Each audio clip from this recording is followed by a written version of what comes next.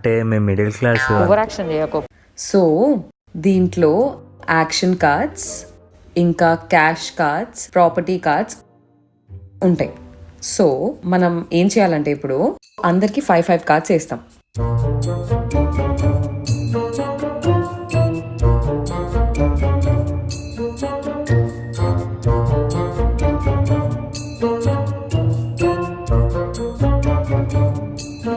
ఇప్పుడు ఇది యాక్షన్ కార్డా ఇంకేమైనా కార్డా? ఇప్పుడు ఒక టర్న్ కి ఎన్ని కార్డ్స్ తీసుకోవాలి?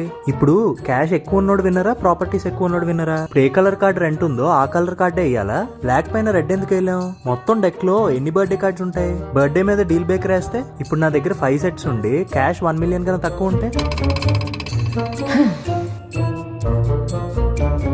అదేంటి కార్డ్స్ అద్దేస్తున్నావు?